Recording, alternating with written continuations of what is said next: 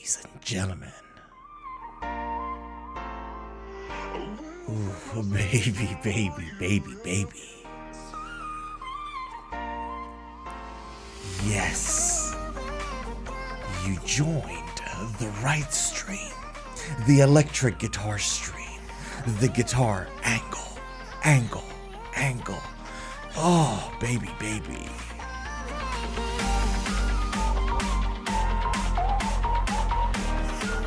You would think this is a pre-recorded intro. Ooh! Buckle up! We're about to begin.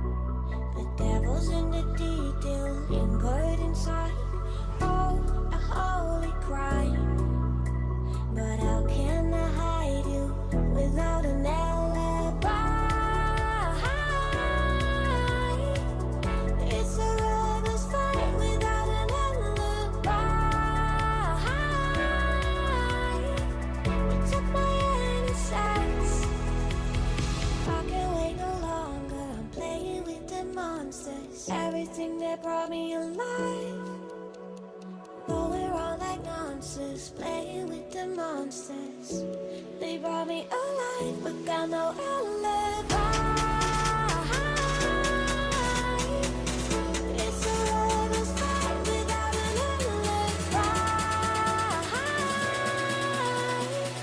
It's up my innocence without an alibi.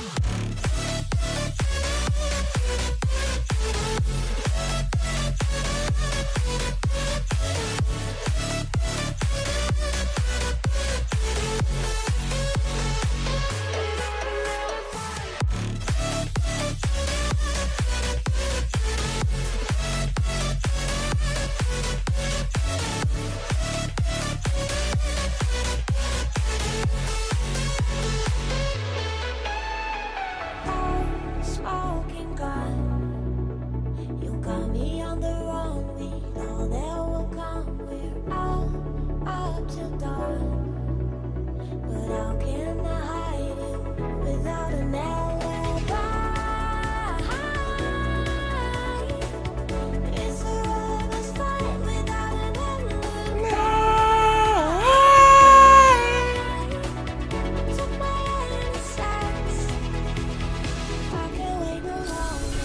Playing with the monsters. Everything that brought me alive. Oh, we're all like monsters. Playing with the monsters. They brought me alive, but got no alibi.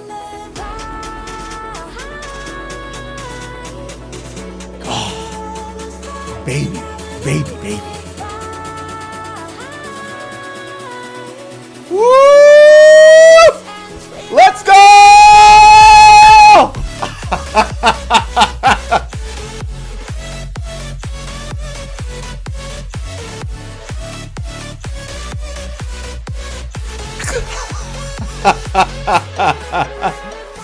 What's happening?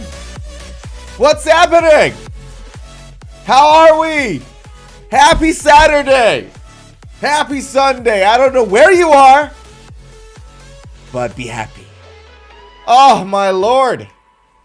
So good to be back. So good to see everybody. How you doing? Yes, you. You think you're just sitting on the other side of the screen and you think I'm just talking to a camera? You think I don't see you? Is that it? Well, you're wrong. You could not have been more wrong about it. Okay? I like the songs too today. They're kind of nice. Woo! What's up? Zuhair says, nice jean shirt. Thanks, Zuhair. Nice comment. How are you? Oh, my Lord. Gotta tell you guys. I gotta tell you guys, man. The docket, I know I say this every week. But boy, the items on the docket are good today. Today, we've got 3 or 4 really interesting guitars, with the last one being really stupid, okay? I gotta be honest with you guys. So 3 of them are really good. The last one is completely dumb. And we're gonna talk about all of those. But let me tell you about today's docket, man. Let me tell you about today's docket. So, we have number 1. The new Bowden model from Strandberg Guitar, announced 2 days ago. We are going to talk about that. Woo. Then, Bernth, the famous YouTube guitar guy with ever-changing hairstyles. He has a new signature Ibanez guitar. And we're going to talk about that. Then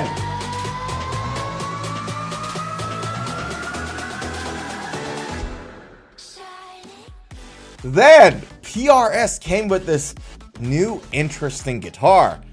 But the woods used in this guitar are extremely unique. Never done anything like this before. We're going to talk about that. And then lastly, we are going to talk about the new Manson guitar and why the fretboard of that guitar is completely dumb. So with that said, ladies and gents, we are ready to go. So let me play something a little bit more relaxing in the background. And we get to start. How does that? Give me a second. I'm setting things up here, okay? All right, there we go. There we go. All right, Zuhair says, how are you? Has 2 answers. How are you? Has 2 answers. Got it. Okay, I'm with you now. Good, which I don't want to say, and tired, which you don't want to hear. So staying silent. How do you know what I want to hear, Zuhair? You don't know what I want to hear.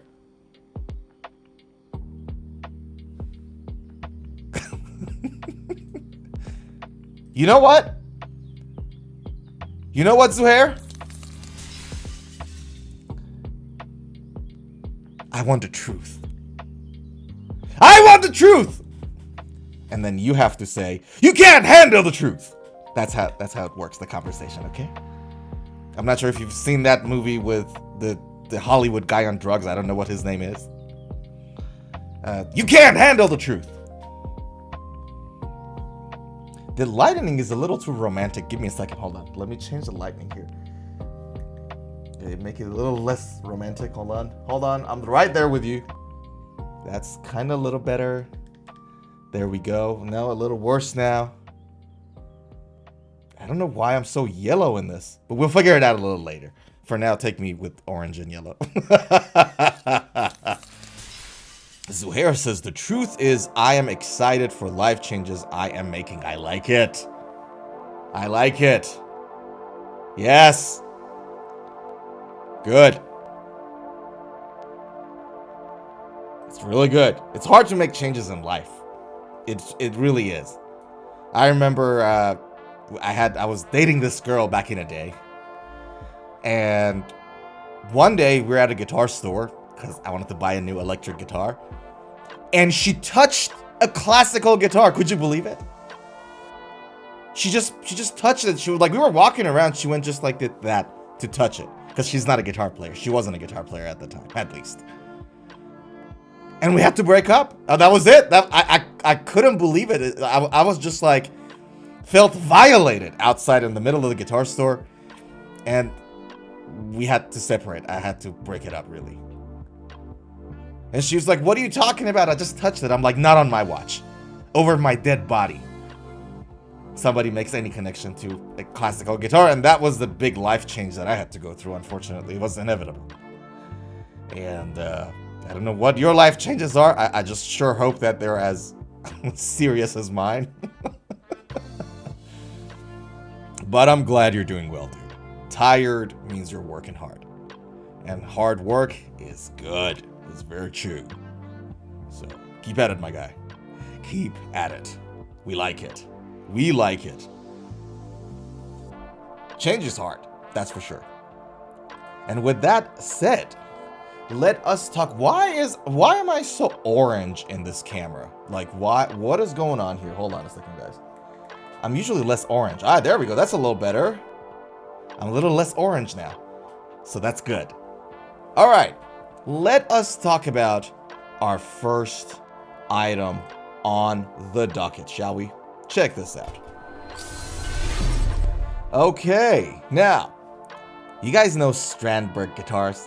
How many of you guys don't know anything about Strandberg guitars? Because if you don't know, you've been living under a stone or a rock or something. Strandberg guitars came up with this new Boden model called the N2. So this is kind of a new model, kind of is not. It is the evolution of their Boden original. Right. Now, check this out. Let's have a quick look at the video that they posted there on this. And then let's have a discussion about what is up with this whole thing. In the evolution of Strandberg guitars, I am super proud to present to you the beginning of a new chapter, the N2 series.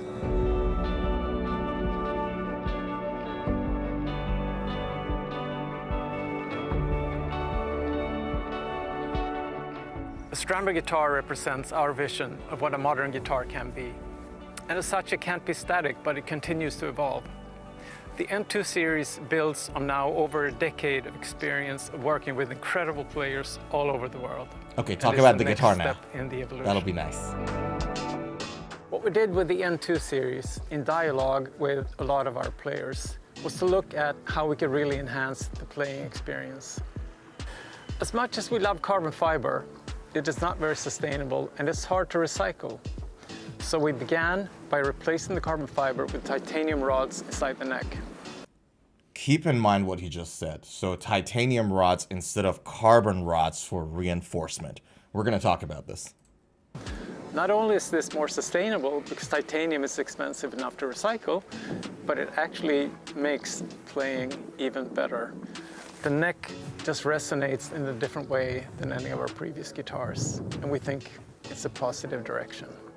The next thing you'll notice is the subtly arched top, which blends into the arm bevel, also for enhanced ergonomics. Just a cool, fresh look. Not just a cool, fresh look, much more ergonomic, playing seated and standing both really, and has a nice angle for your arm to come in. So this is actually a very welcome change. I'm going to talk about the thickness of the guitar and how that impacts that in a second, but that's also an interesting one. Keep it in mind. Even updated the logo to give something new to rest. Absolutely hate the new logo. Your eyes on. Next up is the multi-scale versions of our ARC hardware, which is now easier to use and more intuitive to set up. Lastly, we focused our attention on the pickup selections for these guitars. We put a lot of effort into designing something that will really work out for you, regardless of what type of music you play. Okay, so really we're talking about Fishman Fluence pickups with different sound profiles, right? Check this out now. Let's go a little bit more forward. Here we go. to correspond roughly to the MFB pickups that we developed earlier. So, The tone knob is pressed in, you have the original voicing, and when you pull it out, you get the metal voicing. In addition to this, the characteristics of the pickups have been designed to give a more impression of being a passive pickup. So regardless if your preference is for passive pickup or an active pickup, I think you will find something for you in these. okay, so let's talk about it. These are the main kind of features of this electric guitar. So, check this out. There are a few really interesting things about this particular guitar that I think is really, really important to talk about. Zuhair says, just don't like how the bridge and saddles are sticking outside the edges of the body, that's all. Otherwise, I like. The body also seems too small. I don't like junior guitars. It's not a junior guitar. Okay, so the size of the body here, and I can go back to that old screen for you to have another look at it. The size of the body here is really not that smaller of a dinky style Jackson or a Washburn, for example, right? But Strandberg guitars, like, they're ergonomic, light, easy to carry, travel. That's the general thing behind them. So, but I get your point. Like, it is smaller than your average guitar, that's for sure. Now, thing is, there's a few really interesting things about this guitar that I want to talk about. And first one, obviously, was the titanium rod instead of carbon rod. And he said that the reason they used titanium instead of carbon was recycling consideration, which is fine. But I don't think for a company like Strandberg, as big as Strandberg, using recyclable material is like the highest priority decision making kind of like a detail. Do you know what I mean? So yeah, it could have contributed very much to it. However, I don't know whether like it's been the only contributing factor. With that being said, irrespective of why that decision was made. So let's talk about why, and what are the impacts, rather. So this is the guitar, right? This is one of those beautiful colors. I really dig the color of this, by the way. Here's the thing when it comes to using titanium rods instead of carbon rods. Number one, obviously, he said it himself, the neck is going to resonate differently. They're talking about whether they're claiming that it'll provide more clarity. I'm not so sure. I don't know. I'm agnostic to it. But what I do know for sure is that titanium, despite the fact that in the metal family, like not heavy metal music or metal music, like metal, like iron, copper, metal, right? Earth material. In that family, titanium has a really good strength to weight ratio. It means that smaller amount of it are very strong still, but they're not as heavy. Does that make sense? So that's a fact. However, comparing that with carbon rods that are usually used as reinforcements in guitar necks, they're still a little heavier. So how then that was compensated is something that I wonder, because does that mean that this guitar is going to be slightly more neck heavy? Or does it mean that we've added a little bit to the thickness of the body or something around here, something with, you know, the weight of the saddle, that it would sort of counter that so that the guitar is not as neck heavy? That's something that I'm interested to know. Because, I mean, they're light guitars, and so they're easier to handle. So as long as the balance is not that crazily off, I don't think anybody would really notice it, to be fully honest with you. But that's like a first consideration when it comes to the design of that particular neck, when adding the, you know, titanium rods. Now, there is no question that titanium rods will make the neck a little bit more stable because it's a harder material. So that is also, oops, sorry guys. That is also, the fact. Now, that's the first thing about it. Zuhair says this view makes it look thick. I don't think it is, eh? It's not that thick. It gave me the impression that this bit of the guitar is a little thicker. Right? But obviously they sort of shaved from there a little and just a little from here, so that it's more ergonomic. But it seems to me, and I played with the Bowden, the last time I played with the Bowden, I think it was sometime February this year. So a few months ago. I think it was a little thinner than this. So you're right. This does make it look a little thick. I think it actually is a little here. Which is honestly which is fine. I don't mind it. Like if it allows you to shave from the sides a little more, without really changing the balance and the weight of the guitar, I actually welcome that. And also like how that would then impact the resonance of the guitar and the sustain of the guitar and the tone. So that's all like interesting to see, to be fully honest with you. So that's the first thing. Second thing they talked about was how the saddles for fanned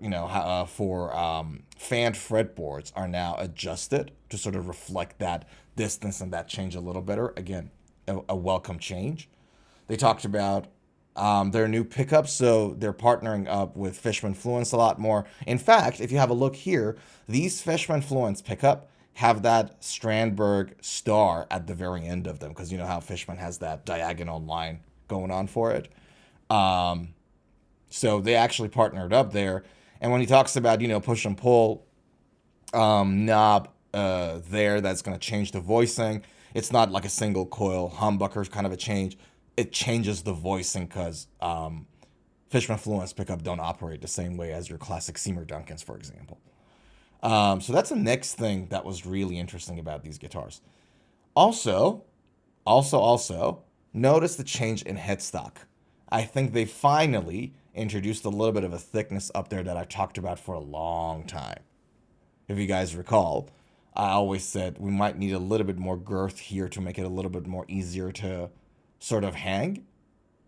I like what I'm seeing here. I think there's been a slight adjustment in that thing up there as well, but he didn't say it. So yeah, there we go. Now, this is, I think, like the entry point for this particular guitar, which I also thought interesting. Check out the pricing of this. So it's $1,800. Contrasted with the old original that was like $1,100. And that's a big jump, by the way. So this is the Bowden Essential 6. This is the Bowden Standard 2.6. Sorry, my apologies. I want a Bowden Standard. Where's my Bowden Standard? I made a mistake. Here we go. Where is it? Where is it? Where was that thing that I was looking for? Sorry, guys. Where's my 6th string? You annoying... Oh, there we go. The 7, no. There we go. That's the standard. Sorry, guys. So, there is a $100-something, I think, difference between the two. The thing that I'm a little cautious about is the fact that at this time of the year, all these companies are going to produce new guitars. But I'm predicting that the price of all Indonesian and Chinese-made guitars are going to go up significantly for the rest of this year. So as the new models are getting dropped this time of the year, September, October, November, my suspicion is that there's going to be a significant increase in the price of these guitars as they come out. Now, $1,650 to $1,800 is a $150 increase. So what is that? 7% ish, maybe. But I think this is like the low end of those changes in the price. Like if new companies throw out those new Chinese and Indonesian made guitars later this year, you probably will see a lot more price change than that. And yeah, so that's the thing. Now, all right, let's talk about the specs of this guitar. The neck profile obviously is the Endure neck, which is a standard Strandberg neck shape. It is made in Indonesia. This one has Seymour Duncans on it, so that's the entry level. Seymour Duncans on it. It is bolt-on. Solid body, obviously. 2.3 kilos. So how much is it in pounds? Like 7 pounds? Multi-scale. Oh, there we go. Sorry, my apologies, guys. There we go. It's like 5 pounds. It's lighter than that. 5-6 pounds. Right? Now, talking about the body material is basswood. And the finish is an acrylic satin finish. Roasted maple neck. Love that. 24 frets. Titanium reinforcement material. We talked about that. It has still lumen lay on it, which is nice. Roasted maple again is the fret. And yeah, same finish on the neck as well. You're right. Zuhair says, nice. Basswood should keep the costs down. You're absolutely right on that. What I was saying earlier, I'm not sure. I think you might have left the desk. The prices, I'm suspecting that the prices for the rest of this year are going to go up significantly, like 10% easily. So yeah, it's a nice thing that the difference between like the old one and the new one is just like $150. I think that's quaint, to be fully honest with you. Love roasted maple look. Yeah, next looks so much. Yes, I agree with you. It does look. It looks not just mature. It's so pleasing. It's so pleasing, and that extra roasting actually makes the neck a lot more stable. And then you put that next to, you know, the titanium reinforcements, and you got a stable neck going on for you, you know? Did you guys know, so when it comes to the roasting of the maple necks, they put them in these sort of like so-called ovens, right? And what happens in those ovens is that they actually suck all the oxygen out of those ovens so that the wood doesn't burn, because for combustion, you need oxygen. So it's not just like applying heat. It's you have to suck the oxygen out, then you apply heat. Otherwise, it's going to burn the wood. Like, it's not going to caramelize it. It's not going to roast it. It's going to burn it. And I'm like, that's interesting. I didn't know that. Anyways. Now, talking about the hardware, it has the Strandberg EGS bridge and the string locks, and the knobs are aluminum. Passive Seymour Duncan humbuckers, so they got the Pegasus humbuckers going on these ones in the entry model. So the pair is Pegasus Sentient, which are really good pickups if you've played with them. There's like 3 pairs in Seymour Duncan that are so good. Pegasus Sentient's pretty good. Alpha Omega is really good. Scarlet Scourge, pretty good. Nazguls, if you guys got a pair of Nazguls, pretty good. So I'm happy with these pickups at the entry level. And then you have your, you know, coil separations and all that jazz going on for it. Now, what I didn't read is the radius of the fretboard is what I'm interested in. Where is that radius? Did it say anywhere up there? Do you guys see it? How round is the frets on this? The fretboard on this, rather.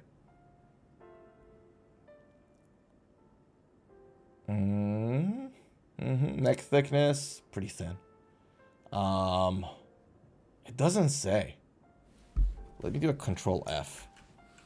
Radius. Nope. It doesn't say anywhere here.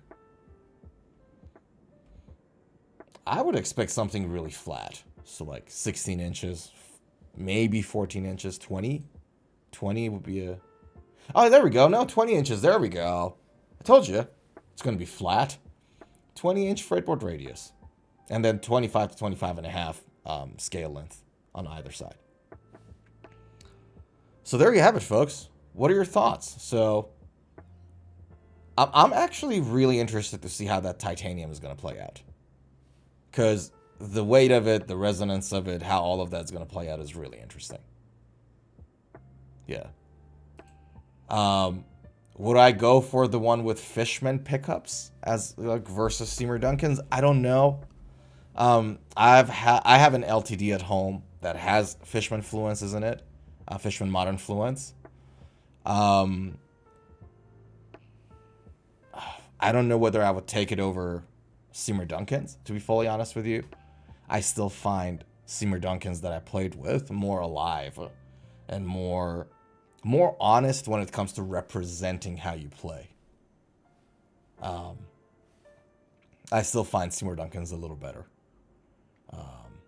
But I could be wrong, because the new Fishman Fluence pickups on these guitars are new. Like, they're a new design. So yeah, it'll be interesting to see when they hit the market in my area. I'll be definitely playing with one and see, and I'll let you know. I'll let you guys know. But yeah, man, that's like a very, very interesting thing here.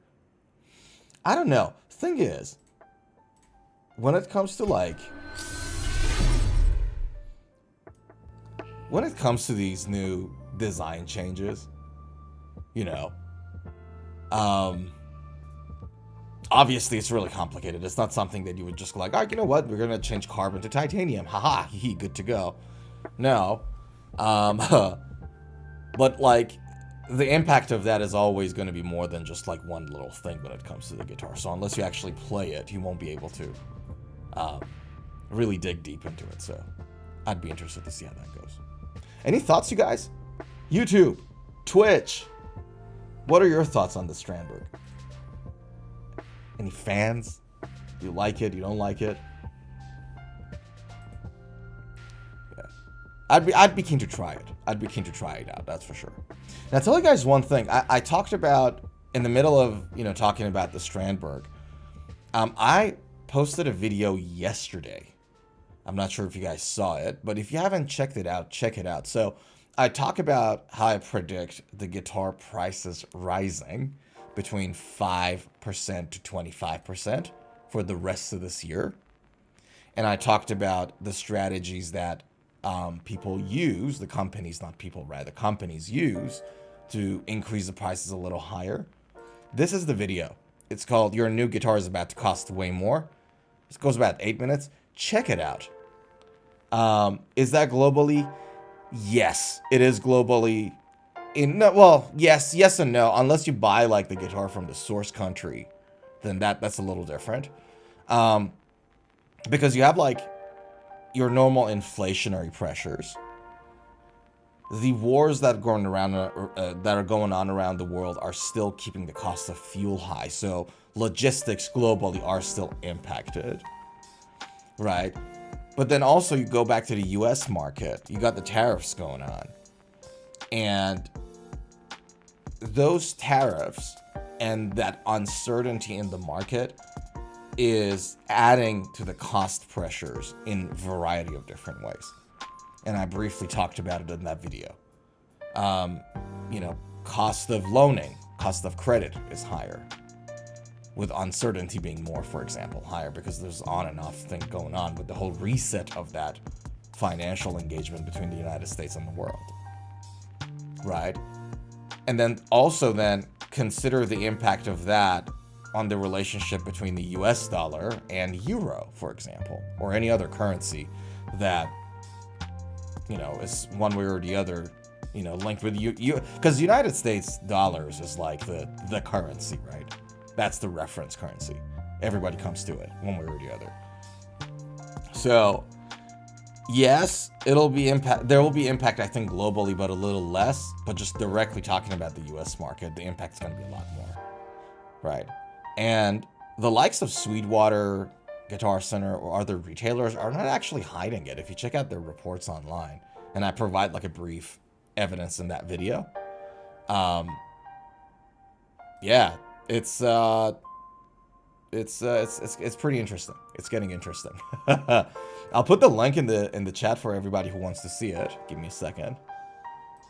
And if you guys are into that kind of stuff, you can check it out. Here we go. So that is that.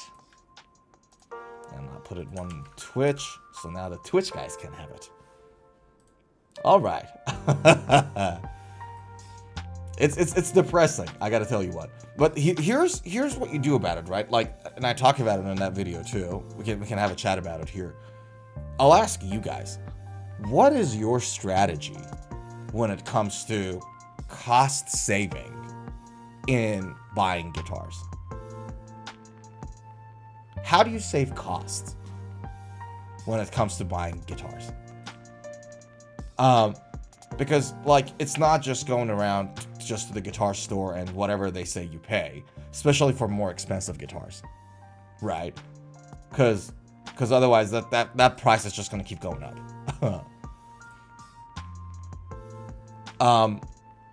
One of the things I do is that obviously buying secondhand is a massive savings. Secondhand on the local market, huge savings, right? Because if you buy secondhand from a local market, like somebody in the next suburb, somebody in your city, in your area, if you buy it locally there from that person directly, because of the geographic restrictions, the demand for that guitar is a lot less. Therefore, usually you can negotiate a really good price for that secondhand guitar, assuming that it's in a good condition and you want to actually buy it. As opposed to buying from Reverb, where anyone can just ship it around the world anywhere. Like, it's going to cost a little more to ship it around and a little bit more hassle, and then you have to deal with Reverb and all that jazz. But it's much more expensive to buy something secondhand on Reverb. I'm talking about like $400, $500 for the same guitar sometimes, right? It's huge. The price difference is crazy. So one of the things I like to do is just to buy secondhand from the person next door in the same zip code area, whatever, right? Another thing you can do is that you can buy the older model at the time when there are a lot of specials. Christmas time, end of financial year, right?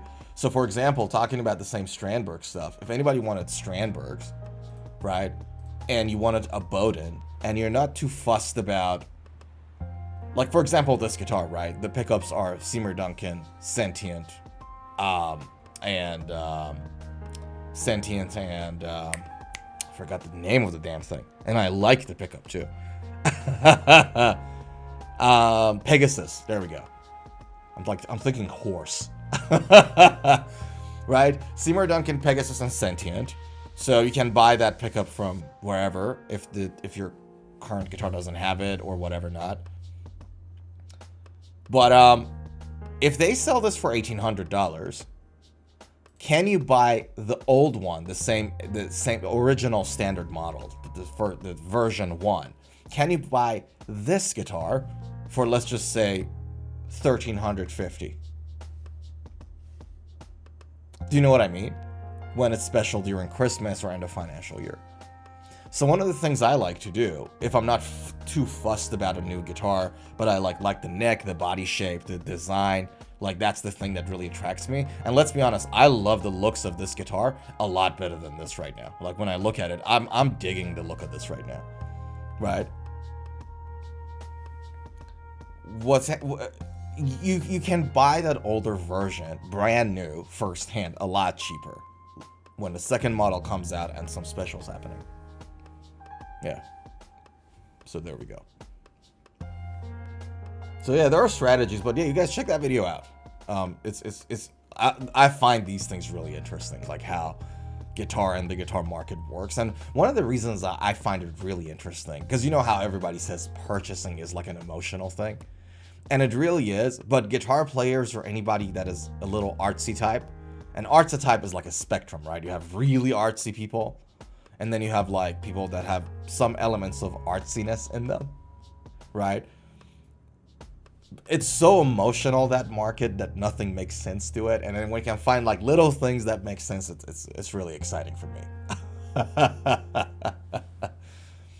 Zuhair says, what's the point of headless guitar? What's the point of headless guitars? I've never understood that properly yet. It looks like the headless horseman. It kind of does look like a headless horse guy.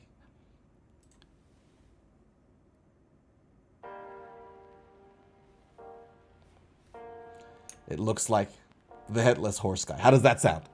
How does that look, Zuhair? I hope you like the new looks.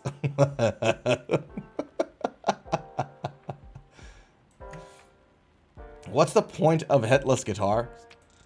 Let us talk about it.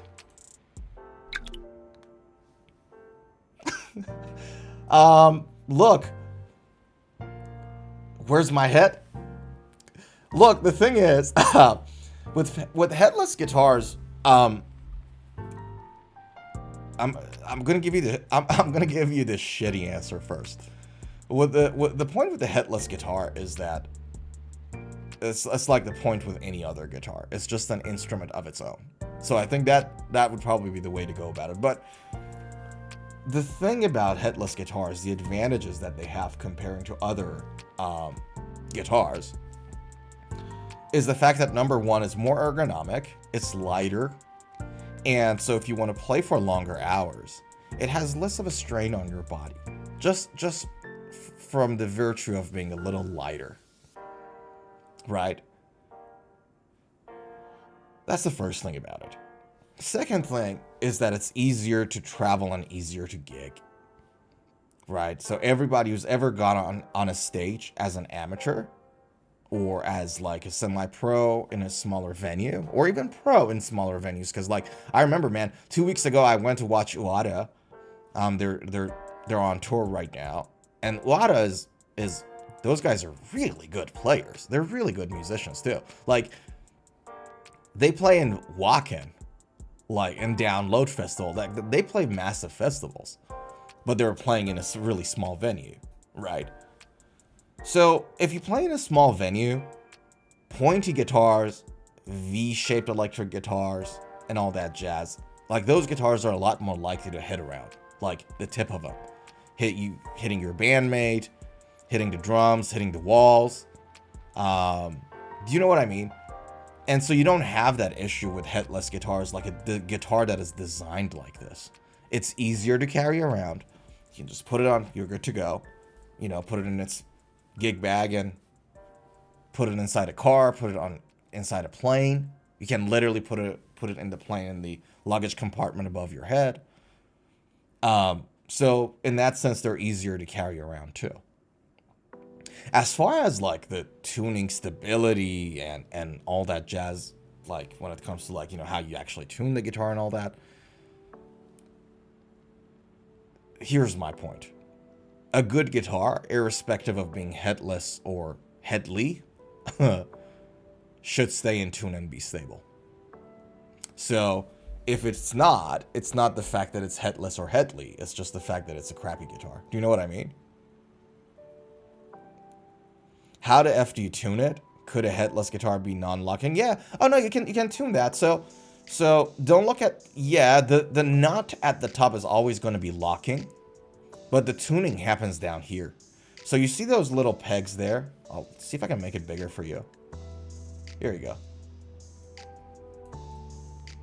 See those little pegs down here? 1, 2, 3, 4, 5, 6.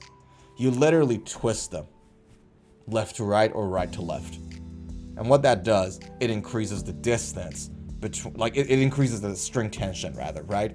But when it comes to installing the strings here, you don't like leave 2 rounds left like the way you would do with guitars that have a headstock. You actually would stretch the string fully, like fully straighten the string. Then you twist this thing at the top. You lock it there with Allen keys. I hope that made sense. Now let me reset everything. And here we go. A little more. Here we go. That's better. So yeah. Yeah, Headley, right? Like Sir Headley from Korn.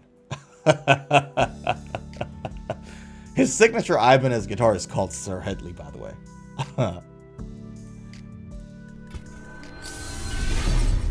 So really, that's the main point in headless electric guitars. Like, there's nothing. There are just guitars, like any other guitar, and their point is no different.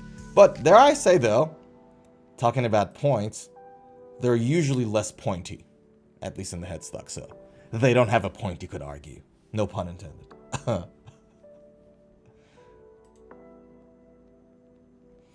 Zuhair says, this guitar looks really cool. The neck is similar to Jet Guitar's 400. Look it up. Okay, let's look it up. Give me a second. Jet Guitars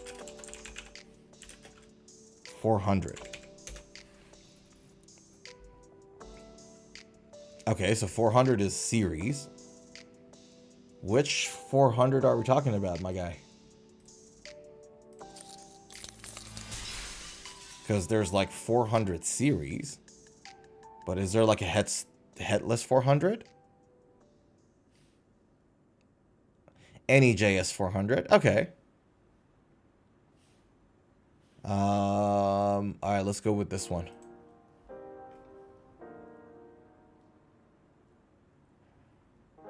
Right. So you meant the... See the neck. Ah, roasted maple necks.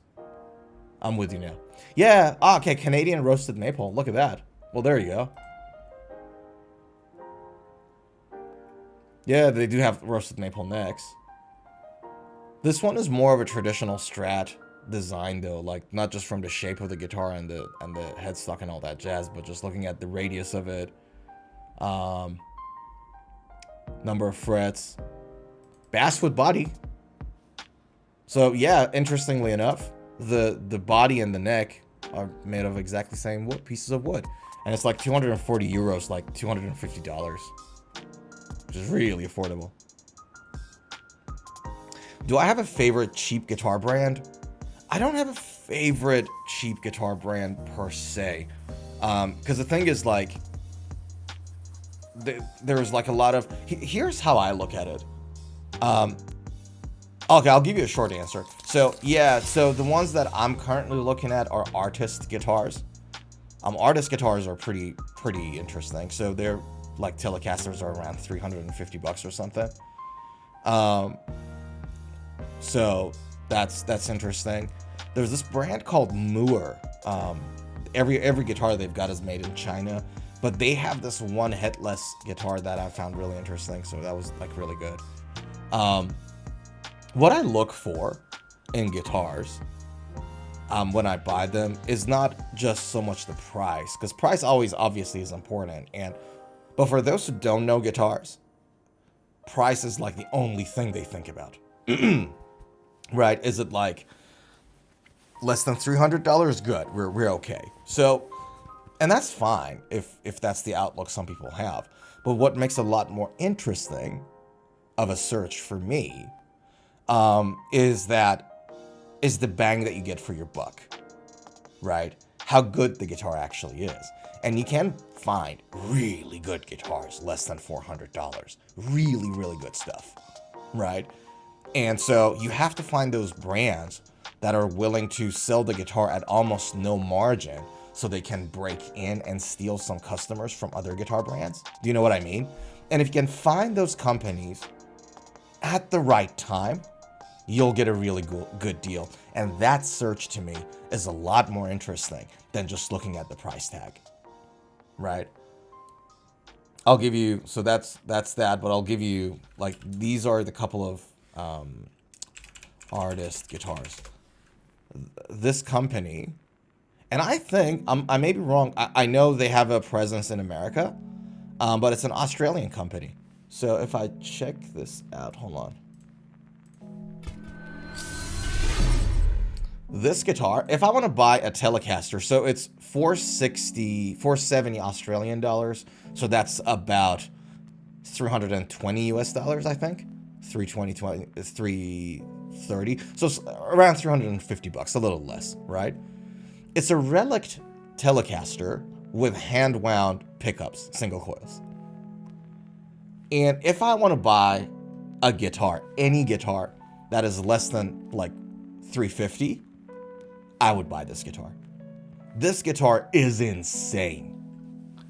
if you guys haven't had the chance to try it, I'd highly recommend you just go out and just play this guitar. I think I played with the blue one. So they have the aqua blue, they have like a yellow orange one, and then they have the black one. There's like different colors. Yeah. Can I see the other colors or no? Or is it just the only one left? That's strange. Yeah. So it comes in 3 colors. Just take my word for it. Right? And the specs of it, these are the specs. Check it out if I can show you the specs here. Body material is Paulownia. I have no idea what that is. Nitro relic finish. Obviously solid body. Roasted maple neck. Speaking of. Right? It's called Artist Guitars. So artistguitars.com. Right? So roasted maple neck. Bolt-on one piece. It's a Fender C profile, 25.5-inch scale, rosewood fretboard, 22 frets, stainless steel, medium jumbo, bone nut, so it's synthetic bone, and abalone fret dots. And they have lumen lay on the side. So there are side dots like lumen lay, right? Glow in the dark. And then when it comes to bridge neck pickups, Lauhau handmade Alnico 5 single coil pickups. By the way, and the cavity of the guitar has copper foil in it, and it comes with triple bleed. This guitar is insane for $350 US. And so, if I want to buy any guitar for $350 or less, I would buy this guitar. That's it. Zuhair says, yeah, I don't have single coil pickup guitars, but my PRS coil splitting showed me differences between the CLS and humbuckers. Single coils and humbuckers. Remember I told you about how my Gibson Flying V has studio cutting out cracking when using the volume knob? Yeah. I bought the compressed air spray, but was too busy to get around fixing it. Could you comment a bit on how to fix it since we're on the topic? I think I got triple bleed. Okay.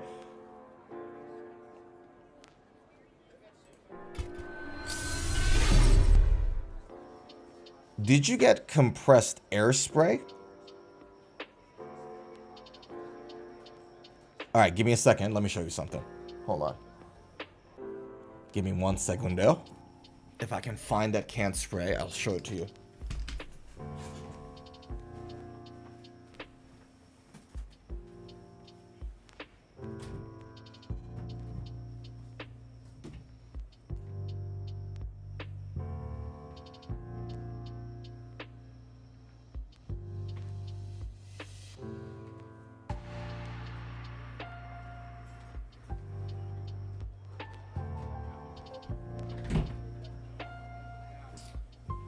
Alright, I don't think I have it here. I'll probably put it in somewhere in some other cupboard. So give me a second, dude. If it's a rusting issue, the air spray is not going to fix it though. So let me see if I can find that brand for you. Give me a second. And I just bought like a can of that, I think about 3-4 weeks ago, if I'm not mistaken. It's not here, dude. Give me a second. I will show this to you in 1 second.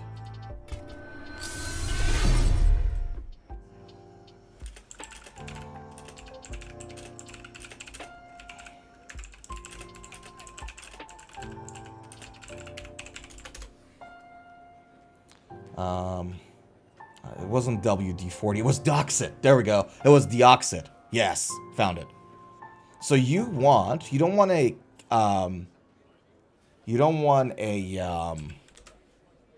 you want Deox contact cleaner. So you want a contact cleaner. There we go. I think it was the Ford guitar. Was it the D50? Yeah, it was a D5. Yes, it was a D5. So there we go. This is what ideally you want to use. if it's this. This is what you want to use if you are trying to sort of like de-rust or clean your pickup switch or something there in the internal of your guitar. That's what you want to use. It basically removes the rusting and any oxidation. Right. So I don't know whether a compressed air spray is going to help as much. I could be wrong. So you can try it out. But if the issue it is, and I can't say it from here, whether that's the issue or not. If the issue is a little bit of rusting in your, say, Gibson style pickup selector, something like this will help it. I know WD-40 also has a model. This is like the industry standard, but I know WD-40. It's not just like a lubricant, right? Contact, they have like different things. So contact cleaners, is that the one? No. Yeah, see that? The contact cleaner spray? So you can use something like that as well. Posting a link? I could post you I could post a link for you. Give me a sec. Okay, sorry. A different link. You're talking about what? Can you let me post the link right here now? I don't know if I can change that half in the middle of this stream, dude. I genuinely don't remember what that setting was somewhere. Just once, one link only for our friendship. I want to show you what I got. You see the above messages about posting a link. I also just sent you the link to show you what I got on IG. Okay, I can check it on IG. Give me a second. Let me get my phone.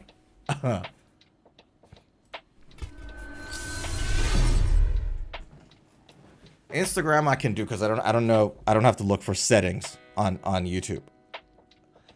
Where did you send it? You did send it. Gunk contact cleaner. Yeah, I think that'll do. I don't think that's a can spray, dude.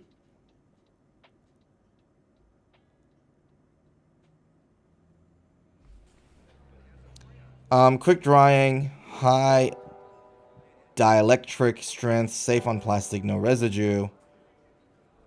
Gunk contact cleaner. Yeah, I think you can do that, dude. I think this is what you're looking for. Hold on. Gunk contact cleaner. This is what you got.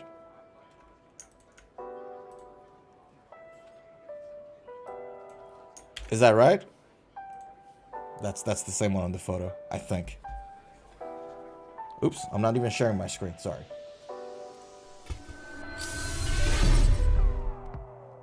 I think that's the same one you got. Hold on. But it's not this one, though. You got the non-conductive version. Hold on. Non-conductive.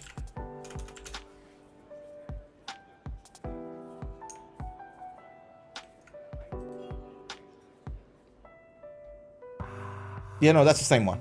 Slightly different branding, but that's the same one that you got.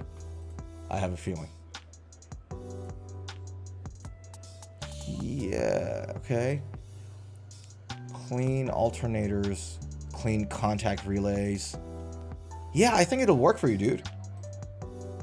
I don't know it for a fact.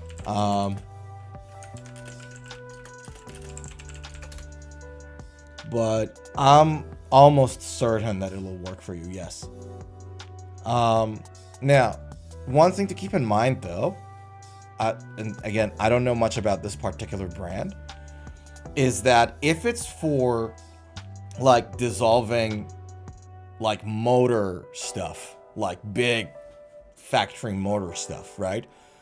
If it's for cleaning those, it can be an aggressive one for a guitar.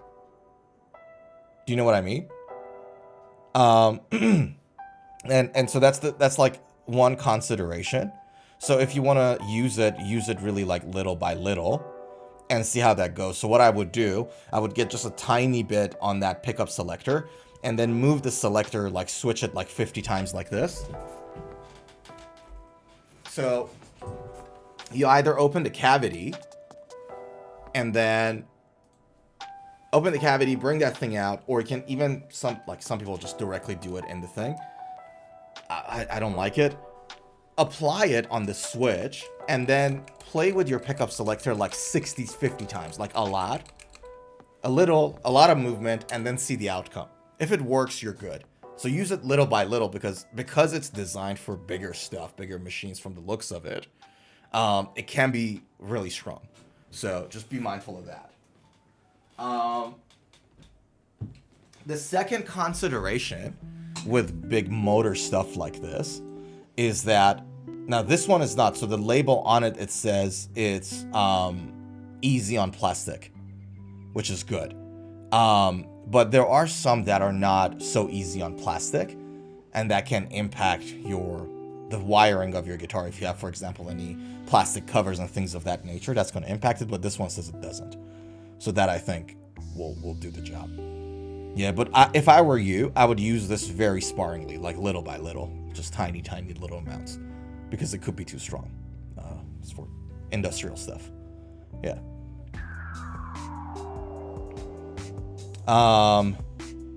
So I take off pick guard and spray that on the pots for volume. No, not on the pots for volume.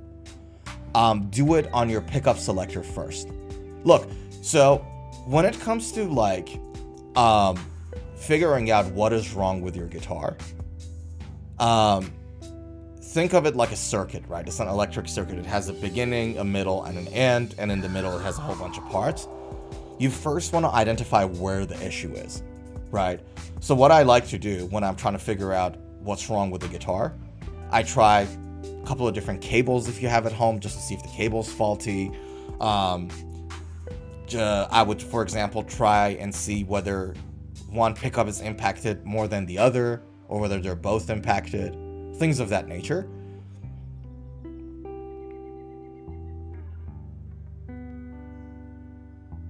Okay, so the issue you have appears to be with the volume knob. Okay, no. So doing it on the pickup selector could potentially make it better. Not necessarily. Right? But no, you have an issue with your... Okay, so what happens with that, dude? So if you want to change the volume of the guitar, it goes out? Is that what's happening? Give me a little bit more details. So what's the issue?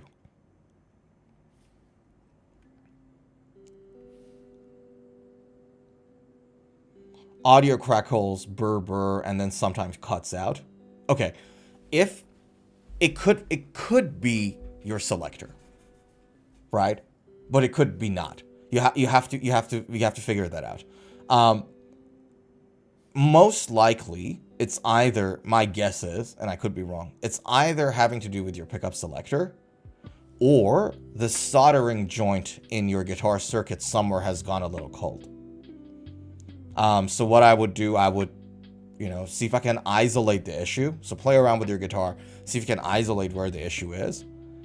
And to be honest with you, a little bit of contact cleaner is not going to hurt the selector. Like if it's like a Gibson style selector especially, like it's not going to hurt it, right? You can do that and try it out. If that doesn't work and you want to do it at home, what I would do, I would just get a little bit of soldering metal and just add a little bit and mix it a little bit with the existing joints just to make it hot in case it's cold. And if you got, for example, one of those devices that tells you the conductiveness, it's something-o-meter, I forgot the name of it. I got one at home. If you get one of those, you can actually try different parts of the guitar and see whether to get a bip or not, whether there's conductiveness or not. And that can also help to isolate the issue. Yeah. Gotcha. Perhaps I'll skip it all and go to a tech. Yeah, do it. By all means. But if you use a little bit of contact cleaner and do that on the selector, for example, it's not going to hurt your guitar. So, do that and maybe have a think about it, see what you want to do.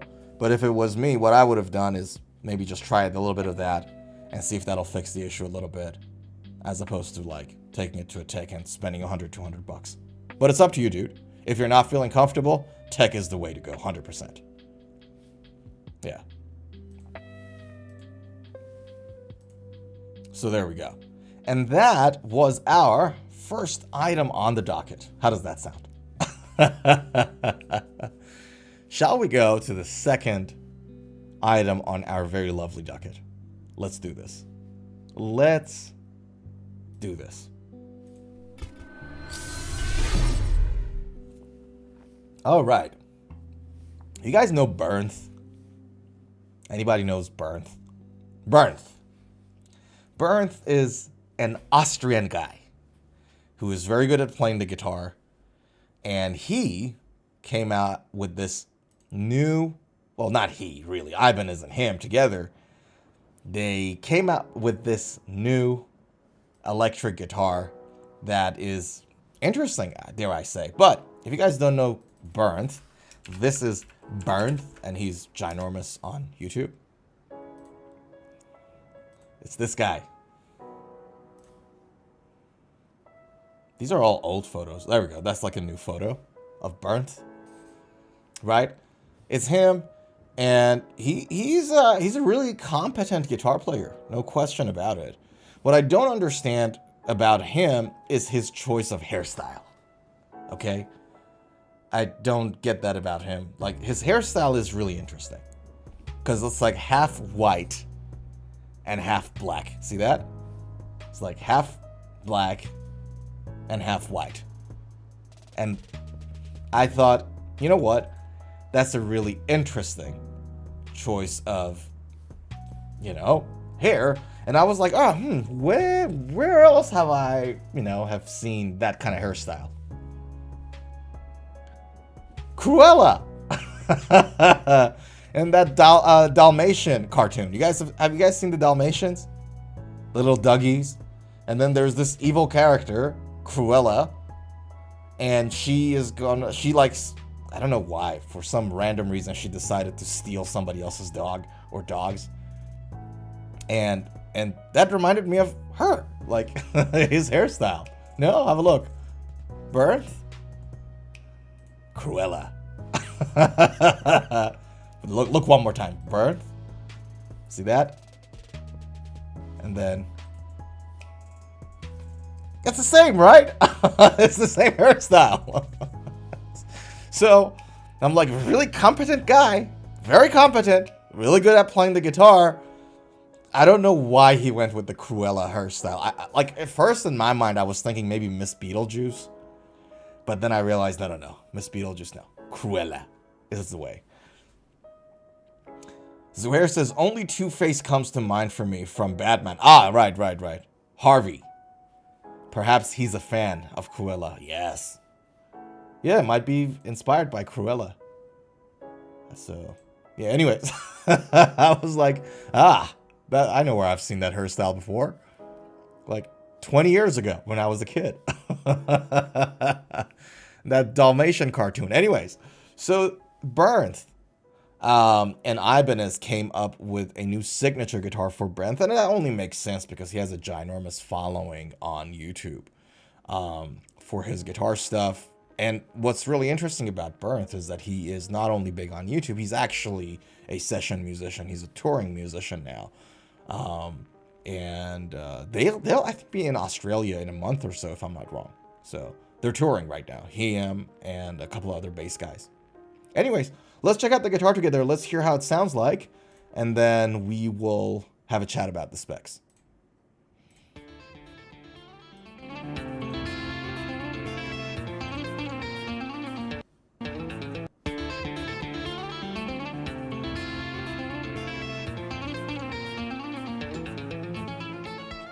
For the past 2 years, I've been working side by side with Ibanez to create the ultimate modern. I can't stop thinking about Cruella. I'm looking at the head right now. I'm not even looking at the guitar. Hold on. There we go. Electric guitar. Not just for me, but for my incredible community and for any guitarist who's chasing flawless technique and limitless expression.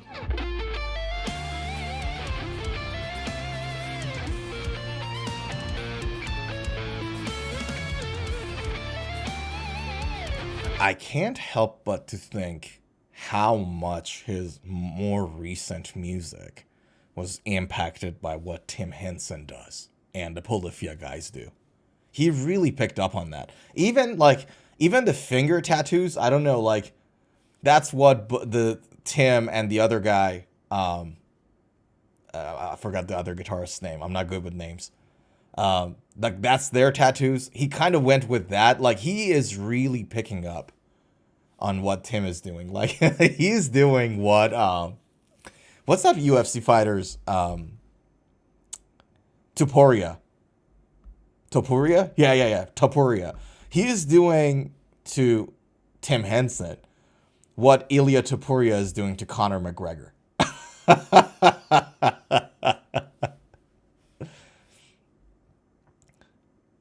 Zvera says, envy his dedication, but happy for him. Oh, he's extremely dedicated. Very, very great artist and a very competent guitar player. No question about it. I'm cracking jokes here, guys.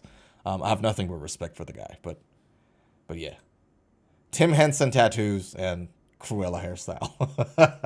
The first breakthrough, we completely cleared the space below the pickups. No knobs, no switches, nothing in the way. Why? Because every guitarist who pushes their technique knows volume or tone knobs in this area kill your freedom of motion. With this guitar, both closed and open-handed picking techniques feel completely unrestricted. It's like skipping years of frustration with one simple design choice. I like that. By the way. So the fact that he's giving that extra freedom. I would argue that this knob is still a little on the way. I would argue that, but better here than there, I guess, right? There are more. Actually, you know what? I'm not going to say it.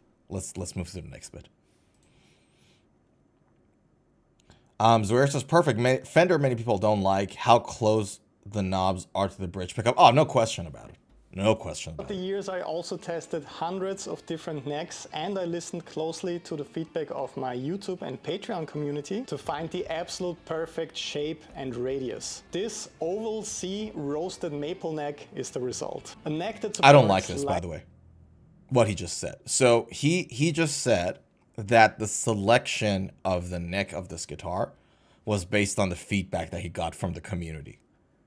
If this is true, I'm not sure, like, then, all right, so then this guitar was built, obviously for business reasons, the guitar is built for him to sell it to the audience, right? Because he could have just had, like, a custom guitar or a few custom guitars built by Ibanez for him. But if I buy a signature electric guitar, I want that artist's specs to be on it. That's one of the things that I like. I'm not sure if you guys have the same feeling or not. As opposed to, Fender C-shaped neck that is tried, tested, and true. Let's just go with that. Lightning fast scale runs. Large atmospheric chords and modern tapping sections without fighting your hands.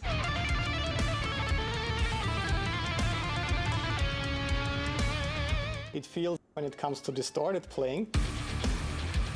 Switch, and you've got endless tone options even before your guitar ever hits an. Yeah. So that, well, let's talk about the specs. But Zuhair says, damn, are we doing it for ourselves, for our other people? You're right, dude. You're right. We're doing it for other people. If we're doing a signature guitar, it's for everybody else to come in. So I completely agree with you. Here's my only thing I've got against that. Like, and I completely agree. Business-wise, it makes perfect sense. He wants to sell that guitar to the community, his community. Those are the main buyers of this. No questions about it. If I buy a signature guitar for me, right, I want that guitar to be unique and different. And the only way that is possible is for those unique specs that particular artists like, that uniqueness to be there. Because the thing about it is, man, like, why buy a signature guitar then?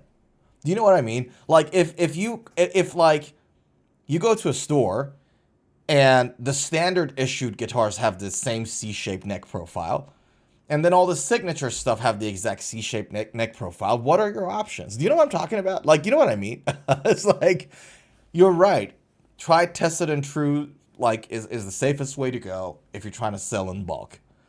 It's just that for somebody like me, I'm like, okay, all right, so similar neck to other guitars. Yeah. Yeah, so that's my only issue with it. Otherwise, yeah, it makes perfect sense to do that. Like I'll give you guys an example. One of the reasons that I bought the two PRS SE Mark Holcomb models, which I sold one of them, but the other one I kept, and the reason I love that guitar was it was the first PRS guitars that I ever saw that had a 20-inch radius. So you had this PRS neck with a flat fingerboard, and I loved it. And I was like, you know what? It's the first time they're doing it. It's unique. I love that. Right? So it worked for me. But it could be just me. You know, a lot of, like, the other side of the argument, just to steelman it, you know, well, you're trying to sell it to as many people as possible. Why take the risk that you don't have to? So I get that. I get that side of the argument too. Completely. Right? But this is the lovely guitar. So here it is. And on the first look, you can see a couple of things, a couple of very interesting things. Again, Fishman Fluence pickups. So a lot of people are going that way. You know, Strandberg is there. Ibanez is there. It's being adopted by the community more and more. You have these Ibanez shark tooth inlays. So it's not the Jackson shark fin, guys. It's the shark tooth. They're not the same. And they're reverse, by the way. They're in reverse. Why does this do that? Anyways, they're in reverse. The headstock is similar to Tim Hence's headstock, for example, and a lot of other Ibanez headstocks. And yeah, that's an interesting thing. It has a floating bridge, but no locking nut. So that's that. Back here has a nice curve there, like an interesting curve for your, you know, to get a nice neck hug. It's active Fishman Fluence pickups, obviously. And here we go. I think we're talking about roasted maple again. What are the specs? Roasted maple neck. Every guitar we saw today had roasted maple neck. I like it. Alder body. Nice and bright sounds. Ebony fretboard. Reverse shark tooth inlays. Jumbo stainless steel frets. Goda bridge. Fishman Fluence Bernth Custom Series. Like that. That's nice, unique Fishman. It comes in standard tuning and with 1046 gouges and chrome. Can I ask you guys a question? More recently, when I look at, over the past maybe couple of years, when I look at all the guitar specs that are coming out from the factory, more often than not now I see 1046 string gouges, not 942s. Usually it used to be the case, at least in the guitars that I saw and I bought, that if the factory tuning is standard E tuning, the string gouge that would come with it would be 942s. These ones are 1046s. So that's interesting. I don't know whether it's because of the fact that, you know, as the guitar is being shipped around the world, they don't want to, you know, increase the risk of the string rupturing or things of that nature. But it's an interesting choice. I personally would never put 1046s on a standard E tuning. Like, never. Like, the thickest I would go is 9.5. 942s or 9.5, but not 1046. 9.5 44 is good. 942 is good for me for standard E tuning. But yeah, 9.5 is perfect. Like 9.5 44s are perfect. D'Addario's got a pack of 9.5s, and I love those for standard tuning. I use them all the time.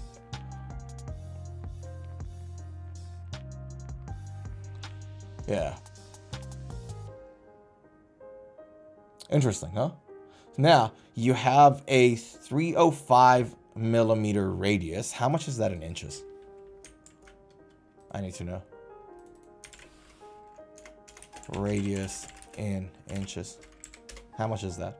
Should be flat. I'll be surprised if it's not flat. Wow, it's 12 inches.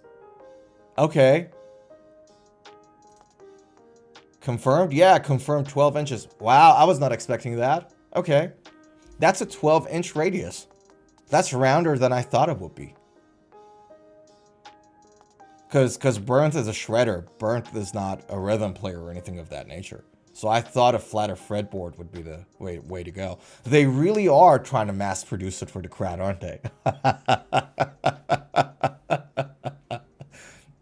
Zuhair says, don't think I like it in some ways, not all. It looks like a generic guitar. Look, it could be a fantastic... You're right. The looks of it, at least, is a little generic, other than the shark tooth stuff.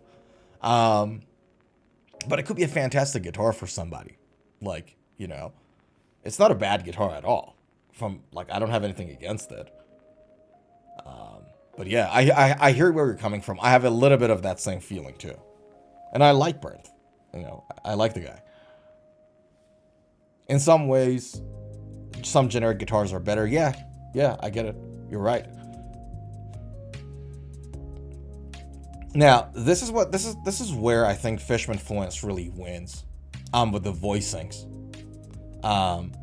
Because their pickups is not just like a magnet with coils around it. It's a whole electric circuit inside those pickups. And so, check this out. You got 2 voicings rather, on your neck. And then middle is like, you know, voice 2. Again, voice 2 and 1 on the bridge. And then you have voice 3, which is a single coil sound. See that? Like, what is that? 10 combinations on 2 pickups? That's pretty good. So this is the area that Fishman really wins. Anyways, gig bag is included, comes with its gig bag. And locking machine heads, that's good. And lumen lay, obviously. Yeah. What do we have there? I like the fact that these are white pickups on a black body and a black pickguard.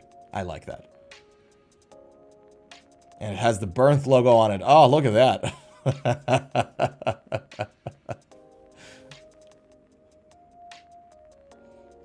Shark tooth looks odd to me here. Fits Jackson better. Yeah, no, I get your point. It's very Jacksonish, isn't it? Like, you would go, like, we are used to seeing shark inlays, right? In 80s style Jackson guitars. So I get your point. I agree with you. But it's nice. I mean, I don't mind it. That's something new in a modern looking guitar.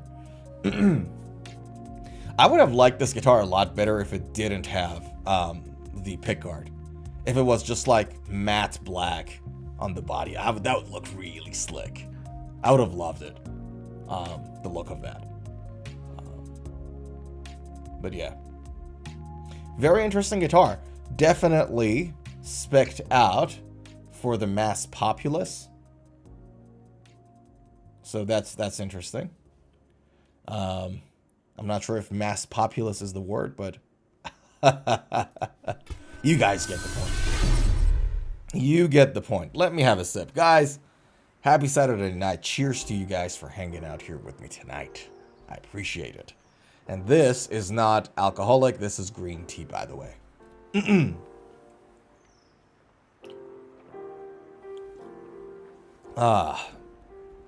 I love good green tea. I love a good matcha, by the way. Gotta tell you guys. I've been trying to not drink as much soda, Pepsi and Coke. And I was like, okay, so what are the things that are not alcoholic and are not soda, and you can put it in the fridge and have it cold? And green tea came to my mind. So I went on Amazon and I bought 3 slabs of green tea cans. And they've replaced the sodas in the fridge. This November, by the way, this November 21st will mark the 6th year that I haven't had a single drop of alcohol. So I quit alcohol on November 21st, 2019. And this November, it'll be the 6th year, finished, full 6 years, that I've been dry, zero alcohol. And I regret it. I don't know, man. I'm tempted to go back. I love a good cold can of beer. I love a good glass of whiskey. I'm not gonna lie to you guys. I like it. I miss it. And I went to, like, I remember, man, 2 weeks ago when I went to that Wada gig, I was like, seeing all these guys getting cold beers from taps, and I'm like, you bastards. Yeah. Zuhair says, it's actually a cool guitar overall. I guess love the chrome knobs. They are my favorite, and roasted maple neck, obviously. No knob near bridge and more. But yeah, no, you're right. It has a lot of good attributes there. I haven't managed to do that. Still on Coke and Pepsi train. They taste so good. All right. Are you more of a Coke guy or more of a Pepsi guy? Coca-Cola or Pepsi? Which one are you on more? I'll give you my answer after you give me yours. You know what? You give me your answer first. And then I'll give you mine. I gotta tell you guys, like, this view really makes me realize how fat I am. Look at that. Look at that double chin.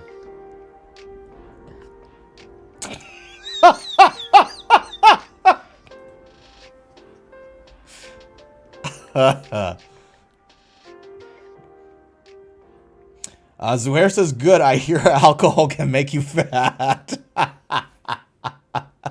I'm fat without it, bro.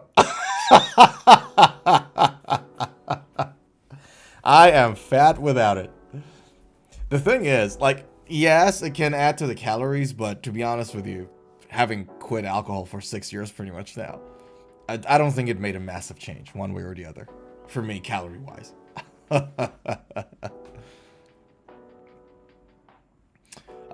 Coke burns more if you keep it in mouth or throat, it feels to me like. I think I like Pepsi more. Interesting. So you're more of a Pepsi guy. Interesting. Right. For me, right now I'm on Pepsi train, for lack of a better word. So right now, like, I like the taste of that better. But ever since I tasted Coke and Pepsi first, I've always switched. So there are times when I want like a slightly different taste, I go to Pepsi and then I go to Coke. So I actually don't have that much of a preference. So right now, if I'm to buy it, I'll probably buy a can of Pepsi. But if I'm being fully honest with you, this may change in a week or two. Just I go with feelings, like how I feel about it. Yeah. Zuhair says, I have either the cans or the 20-ounce plastic bottles. Yeah, look, the plastic bottles are good in that they're really nice and cheap and easier to carry, I guess. Like, as opposed to buying a whole slab. It's just that I'm trying not to drink from plastic bottles as much as I can because of all the microplastic stuff. But then there's no escape from them, right? They're everywhere. But yeah. I loved how he said, look, I hear alcohol can make you fat. And I'm like, like, fat without you, bro. fat without it, bro.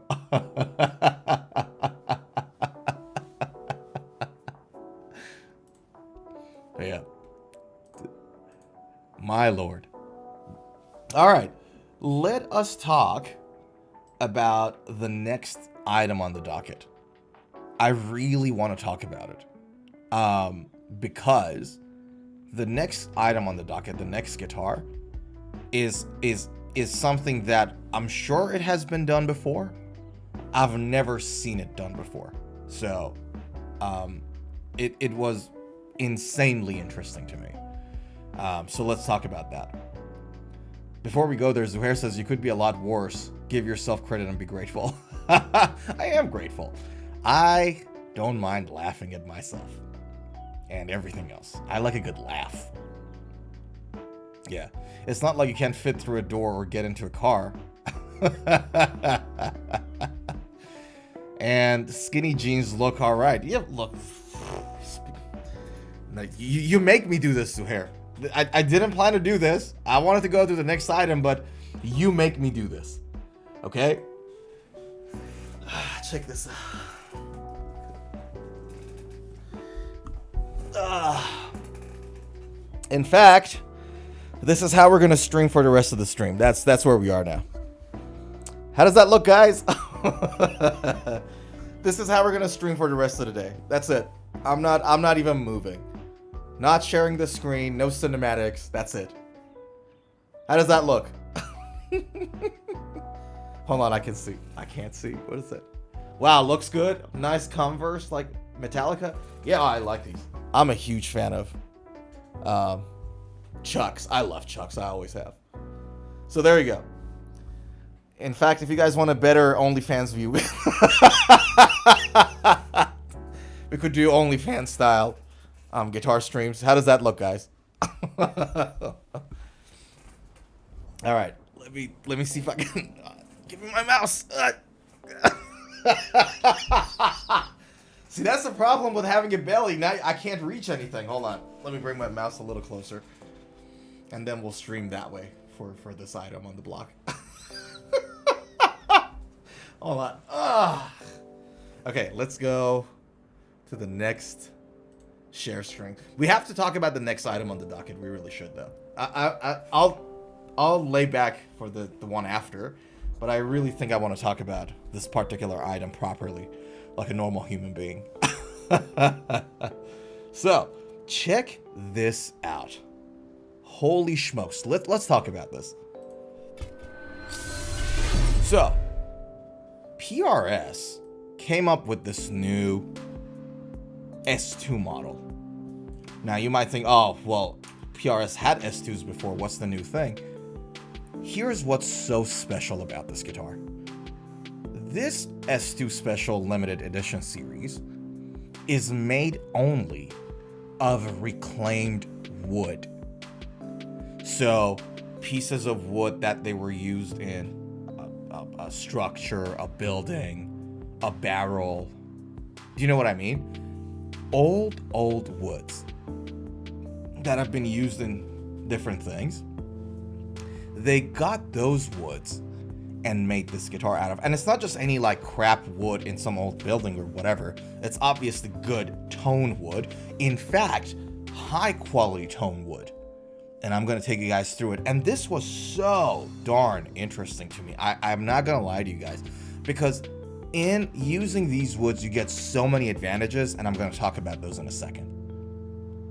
But this is one of the more interesting guitars that I've seen in this year so far. I'm not a fan of pickup configurations on this. I don't like middle pickups, as you guys know. But the choice of tone wood is insane here, guys. Let's talk about this. So, this 700-piece limited edition showcases reclaimed and salvaged woods on one of our most versatile models, the S2 Special Semi-Hollow.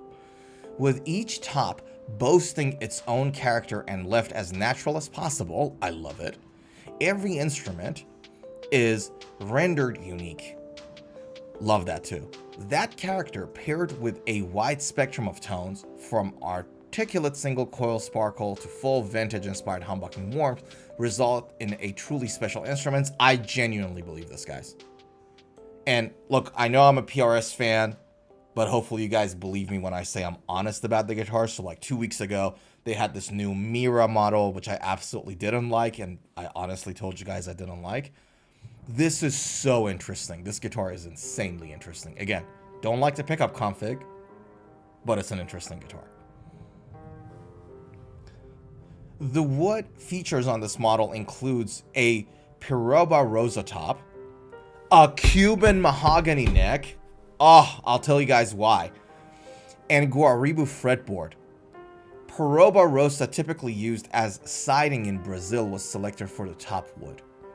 The density of this 150-year-old wood combined with the semi-hollow body construction gives the S2 Special Semi-Hollow Reclaimed Limited Edition a unique sound that is punchy but warm and full. The Cuban mahogany used for necks was purchased from Puerto Rico. Some of this wood was salvaged from trees blown down by Hurricane Maria in 2017. And Guariba Preta fretboards are sourced from Brazil, where this wood is historically used as support beams for houses. These guitars are left in natural color and nitro finish. So, let's just talk about the importance of what we just read here. There's a whole lot going on that I want to tell you guys about. Number one, Cuban mahogany neck.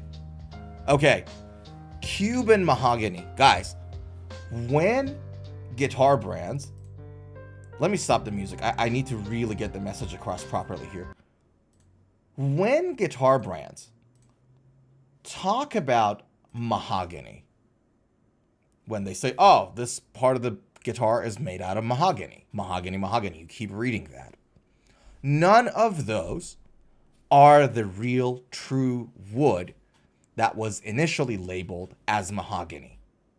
The only true mahogany that was known as the real mahogany, like when the whole thing started, like building guitars and all that, right, is the Cuban mahogany. In fact, all these other woods that are called mahogany, Filipino mahogany, African mahogany, name it, none of them are actually even in the genetic hierarchy, in the same genetic family as the Cuban mahogany. It's just that they looked like Cuban mahogany. They kind of sounded like Cuban mahogany. So for the sake of being able to sell a damn guitar, everybody started to call them mahogany. Okay? Check out every record on the history of tone wood. It'll prove my claim. This is not a baseless claim. I know this to be factual, and you can use ChatGPT, you can use Google. Go to Wood Archives. There's this if I can find it website, hold on. There's this website, Tone Wood website. There's this like a dictionary of tone woods. I forgot the website, guys. If I find it, I'll Is that tonewoods.co? No, it's not. So there is this website that's like a dictionary of tone woods. And you guys can look it up anywhere, man. Anywhere that you find that source reliable, that's the truth. And luthiers know it forever. Forever. Everybody knows it, right? If you deal with it. Every piece of new guitar that is out there is called mahogany. It's not the real true mahogany. Why? Because Cuban mahogany is an endangered species of wood. It used to be near extinction. Now it's in a lesser risky category. So it's like endangered, and then conservation things are going on. I don't know what the exact ratings for those are. But at some point, it was near extinct, and now it's doing a lot better, though. Still, because of that, there are a lot of restrictions on cutting it, and there are a lot of restrictions on exporting it, and it's really expensive. That is why every new guitar that is built with recently cut timber, like new wood, new trees, right? None of them, when they say mahogany, have the real and true mahogany. Which, by the way, as a side point, that is one of the reasons why I'm like, man, for God's sake, if you buy a damn guitar, go play with it in the store, because all these mahoganies are going to be different pieces of wood. All these little electronics are going to be a little different from each other. That's a different instrument than what you might just read online. But just going back to my point, Cuban mahogany is the one true mahogany. And the reason that PRS got to actually have it in their guitars this time is because it's from reclaimed wood from 100 years ago. They didn't cut new trees, so they could do it, and there are no restrictions on the exporting them around and selling them. Does that make sense?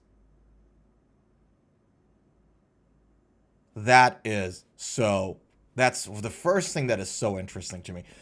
So what it says, the fact that finally the original mahogany is used on guitar is so exciting to me. Zohair says, what difference does it make? You're pedantic? No. It's it's the thing, because nobody knows it. Nobody knows. Like, not many people know that mahogany is actually the true mahogany is actually the Cuban one. And it's been used as a selling thing on a whole lot of guitars. And I don't know, man. As a person who likes the nerdy stuff about this, I get excited when I see the real one here. So call me pedantic, call me whatever. It's exciting. It's interesting. So that's the first thing about the tone wood here, right? The second thing is that all these pieces of wood, whether that is the Peroba Rosa on the top, whether that is the Guariba Preto from Brazil on the fretboard, or the Cuban mahogany neck, these woods are old woods. They're reclaimed. Now, let me ask you a question. What is so special about an old guitar? So, a 50s Fender or Gibson. What is one of the very special things about that particular guitar? Have you ever thought of it? What's so special about them? Old electronics make the sound a little unique, yes. Older methods of building make the sound a little different, yes. But one of the things that makes an old guitar, the purchase of an old guitar, interesting, so buying it today, purchasing an old guitar today, one of the things that makes that guitar so good, right? Because not every old guitar is good. If it's old doesn't mean it's good. But one of the things that is better about those older guitars is that if they're well taken care of, the wood in that guitar has less moisture in it, has less water in it. When a piece of wood is cut, every luthier must put it in a heating room in some sort of an oven so that they reduce the percentage of water in that wood down to 5-6% of its initial moisture. That is why roasted maple necks are more expensive and more stable, because that extra roasting, that extra heating, that extra ovening of that neck is going to bring down the percentage of water in the wood even more. That's what makes a roasted maple neck good. It's not just the looks of it, which we both agree, everybody agrees here that they look awesome. But the whole point of the roasting was to reduce the percentage of the water. And if you're using an old reclaimed piece of wood,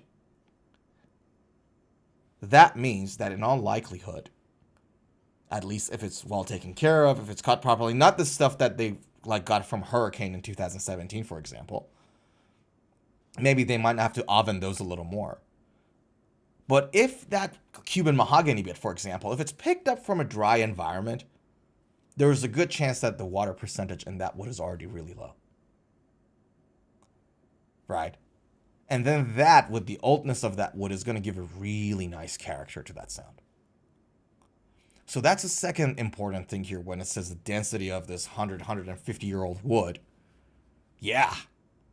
You're getting a new guitar that, in all likelihood, can sound very similar to something old.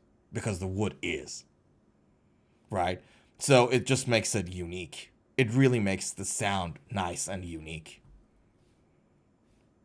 That's a second point that I wanted to make on these. Right?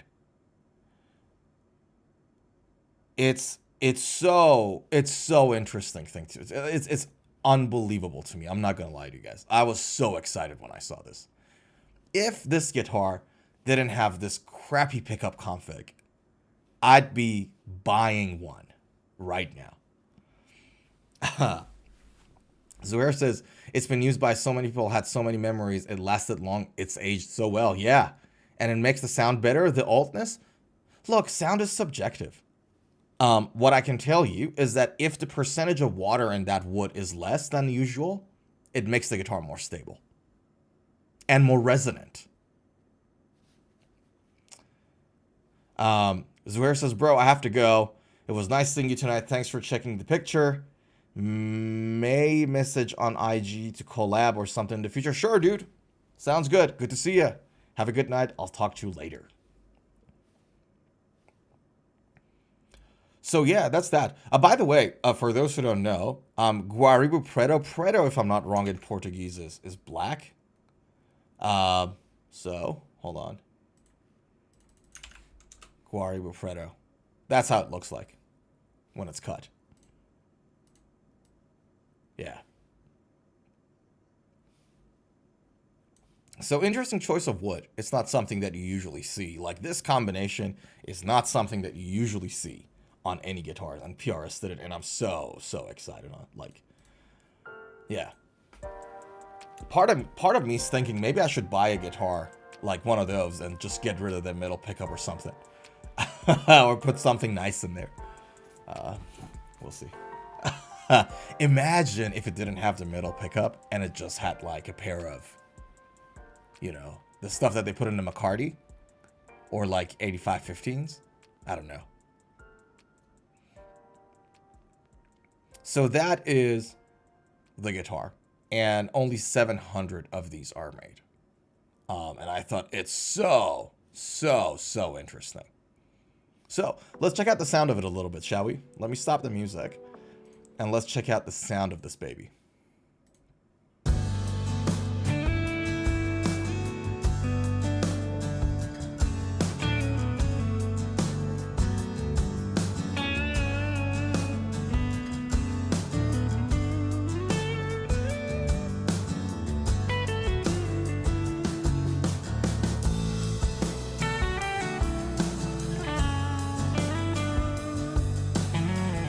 Oh, so good.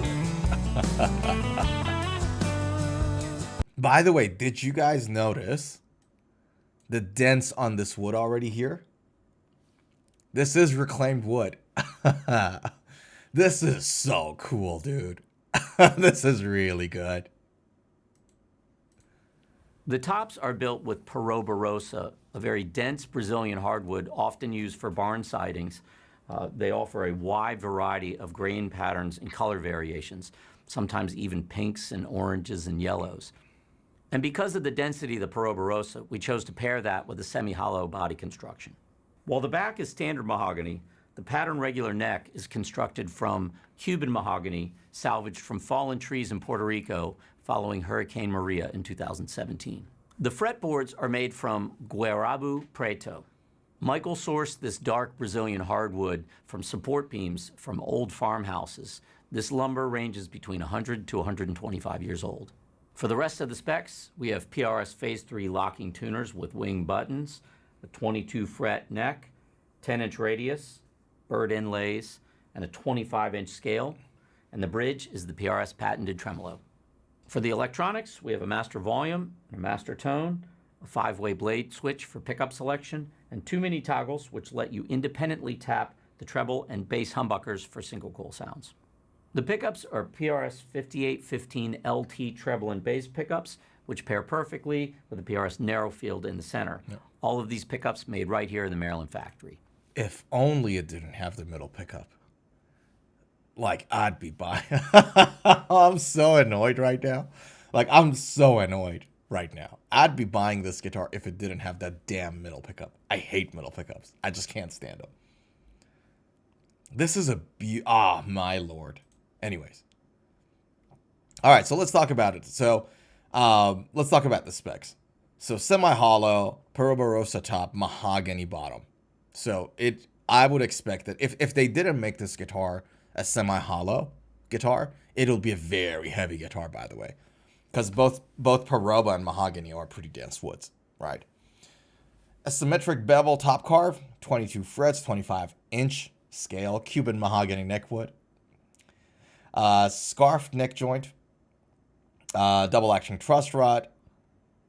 And then we have the 10-inch fretboard radius, fretboard being Guaribu, bird's inlay, obviously, and then you have the headstock logo. Nitro finish. Satin nitro finish rather on the body and the neck. It's a set neck guitar.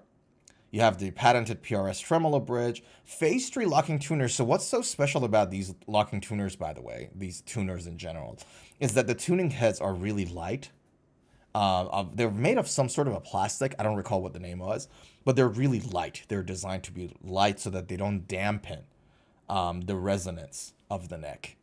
So like that's how far into detail they've gone with these phase 3 tuners. And then the pickups are 5850 15 LTs, 5815 LTs on neck and bridge, and then the narrow field is the middle, which I absolutely don't like it. I don't like middle pickups. They shouldn't do it. Middle finger to middle pickups, okay? And we just heard about the controls.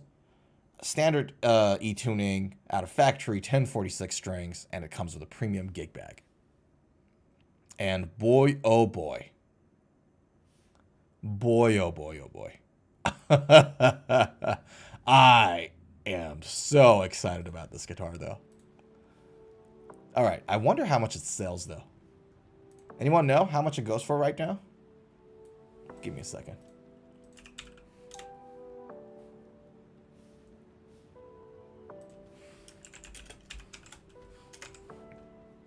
Let's see if we can find how much this guitar is retailing for right now.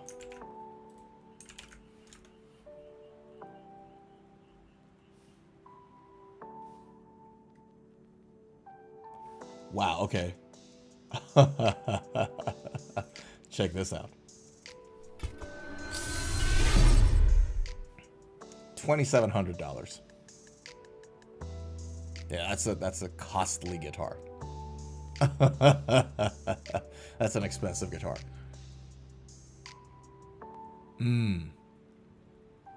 Oh, if it didn't have that middle pickup, I'd be... Boy, oh boy, if it didn't have that middle pickup, your boy here would be very excited to get his hand on one. Imagine all the character. Man, my. Anyways, enough of that. Man, in an era of companies having to raise their prices, like I talked about earlier in the stream, and I also mentioned the video I had. If you guys haven't checked it out, check out the video. We're talking about what are the cost pressures that is going to increase the guitar prices significantly for the rest of this year and beyond. And so in an environment like that, all these guitar building companies have to come up with ways to justify that raise in prices. And my lord, haven't they done that with this guitar, with salvage wood? Yeah.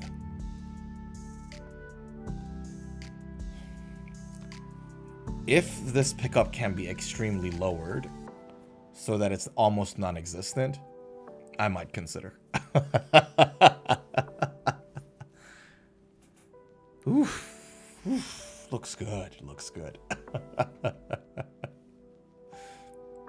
What do you guys think about this? Twitch, YouTube, tell me. What are your thoughts on this guitar? Is anyone as excited as I am? Like, yeah.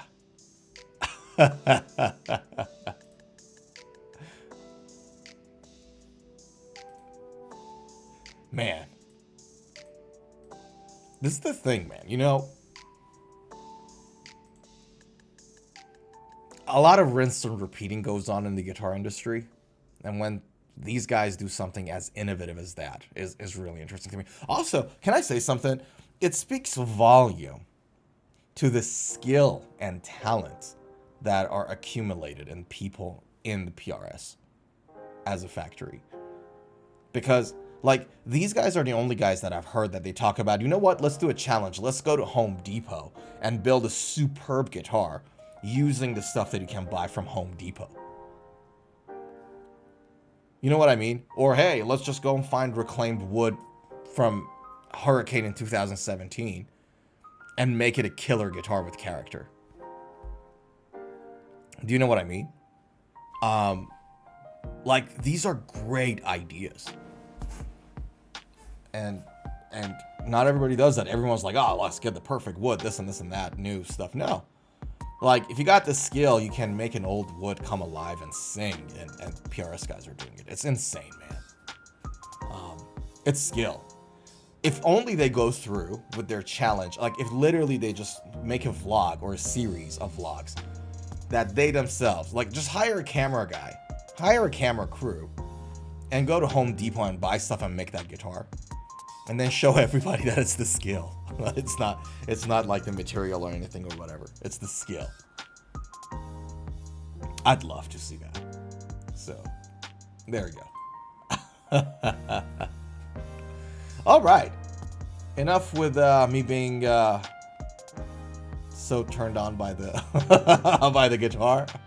Let us talk about the next item on our docket. And the next item on the docket is this brand of guitar called Manson guitars. I'm not sure if you guys have heard of it. It's not related to Marilyn Manson, okay? It's actually owned by Matthew Bellamy of Muse, if I'm not mistaken. But this is the guitar. Let's check it out. All right, so this was a recent release from Manson Guitars. And there are a couple of interesting things about it that I want to have a chat about it with you guys. Number one, just before we go any deeper, have a look at the design of the body, and it looks very bass-like. Like this form of Strat derivative shape with two horns, you know, smaller horn at the bottom, longer horn at the top. That is very bass-like. Bass guitars usually have that shape. So that's the first thing that kind of came to my mind. Now, this Oryx GT guitar, check this out. The specs are pretty interesting on this, but there was one design in the pickup that I wasn't really keen on. By the way, this guitar was co-designed by Nolly in Manson Guitars. So Nolly, for those who don't know, is a very, very competent bass player. He played with Periphery, so he was the bass player for Periphery for a long time. He's still the recording artist, and he helps the Periphery guys out. But he is solopreneuring his way, for the lack of a better word. So he's playing in bands, he's recording for them, but he's also sound engineering, coming up with VST plugins and things of that nature. He's extremely knowledgeable when it comes to these stuff. So Nolly actually helped co-design this guitar. Right. Limited to 10 pieces, by the way. Now, solid alder body, roasted flame maple, rich light fingerboard is the thing that I'm not so sold on. So rich light, for those who don't know, is like a composite material. It's like a wood composite material. Paper composite? Wood composite material, right? And I don't know how a wood composite material, how well it'll do, how stable it is going to be in different like climates in terms of its stability. Am I going to be worried that with a little bit of moisture, you know, my fretboard is going to twist? You know what I mean? Like, I don't know. I'm not so sold on Rich Light as a fingerboard at all. I don't understand why it was used. There's probably a reason other than just cutting cost, because this guitar is 3,500 euros. So like, what's like 3,700 US dollars. It's an expensive guitar. So I don't think this was a cost cutting thing, or maybe it is. I don't know. It's just that that's a weird choice to me. Why would you use a composite material on fingerboard? A lot of people have said, like when I was researching this, there was a lot of comment about how not being as resonant as, say, maple or ebony or rosewood, and not sounding as alive, doesn't have the same bloom in the notes. But yeah, that's a questionable choice there to me. 25.5-inch scale, Tone Pro's T3B T bridge refers to this, which is some sort of a two-nomatic bridge, let's be honest. Go to 510 locking machine heads, with Manson buttons. Bare knuckle polymath humbucker for both bridge and neck. And it has a 3-way series parallel selector with Nolly's triple bleed. So interesting in specs. And by the way, this cavity cover is very Aristides inspired. So Aristides guitars, if you guys don't know them, they literally, you know, add a cavity there for adding the electronics and whatever, and they cover it with like matte plastic, and you can't see the stuff inside. So that is very, very inspired by Aristides guitars. I think those guys were the first ones to do it in mass. So there we go. Rosa flame maple, modern D-neck profile. So it's like flatter a little at the bottom. Rich light fretboard, 12-inch fingerboard radius. Don't like it. I like flatter stuff. 24 frets. Jescar stainless steel medium jumbo. Graphtec nut. 43 mil nut width. That's standard. And then hyper glow side dots. Again, lumen lay. Notice more and more often you see lumen lays now showing up in guitars, which is great. Which is fantastic. So yeah. All right. Let's see if we can hear this lovely guitar that I'm not a big fan of. Hold on a second. Sorry. Because unlike most websites, I could not find any embedded link to this guitar at all. Okie dokie. Check this out. Hold on.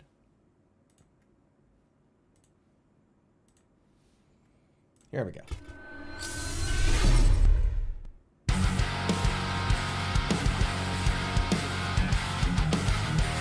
That's not the same guitar though. So that's the Oryx. So that's like a limited edition of this, but there is no video of the new one out there on YouTube right now. So let's go with the old one. But I'm going to let you guys know that this is the older video of the older version of this.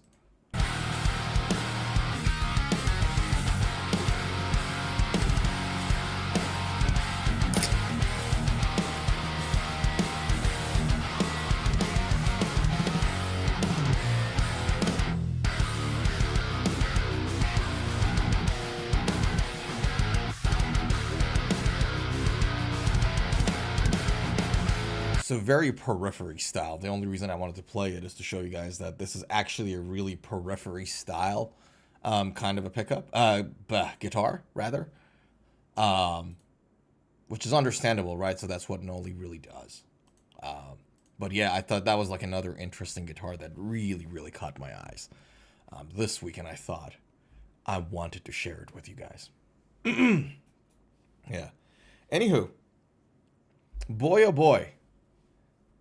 Let's leave it there, shall we? I think we're going to leave it right here.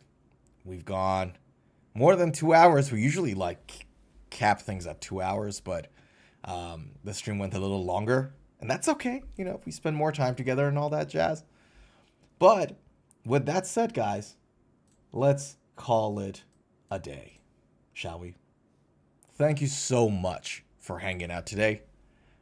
It's always fun to come in and chat with people. Today, people were a little bit more shy, you know, a little shy about coming in saying hello. But that's all right. I forgive you. Have a great Saturday night. Have a great weekend. And if I don't see you in another video this week, we got a whole bunch of videos coming out this week. I'll see you next week. Now, let's, check this out.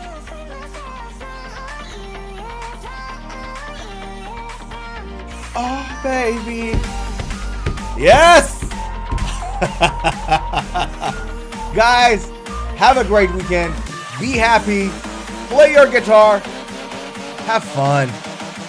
Only one life. Woo! Alright! Thanks for hanging out.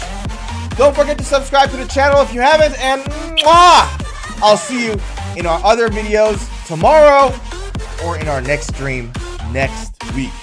Good night!